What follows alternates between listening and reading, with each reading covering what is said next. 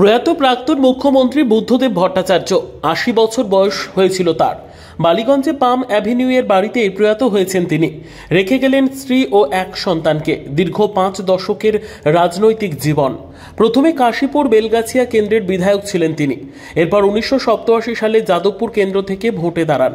২০১১ সাল পর্যন্ত টানা এই কেন্দ্রের বিধায়ক ছিলেন বুদ্ধবাবু। ১৯৪৪ সালের ১ মার্চ কলকাতায় বুদ্ধদেব ভট্টাচার্যের জন্ম। কবি সুকান্ত ভট্টাচার্য তার কাকা।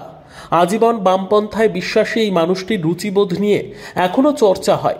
রাজনীতির পাশাপাশি সাহিত্য চর্চাতেও সমান আগ্রহ ছিল বুদ্ধবাবুর। শৈলেন্দ্র সরকার বিদ্যালয় থেকে স্কুল জীবন শেষ করে প্রেসিডেন্সি কলেজে বাংলা সাহিত্য নিয়ে পড়াশোনা করেন। এরপর সরকারি স্কুলে শিক্ষকতা করতেন। ১৯৬৬ সালে সিপিএমের প্রাথমিক সদস্য পদ নেন বুদ্ধদেব ভট্টাচার্য। ১৯৭২ সালে সিপিএমের রাজ্য কমিটির সদস্য হিসেবে নির্বাচিত হন। ১৯৭৭ সালে বিধানসভা ভোটে প্রথমবার লড়াই। ২০১১ বিধানসভা নির্বাচনের আগে পর্যন্ত সেই জয়যাত্রা অব্যাহত থেকেছে।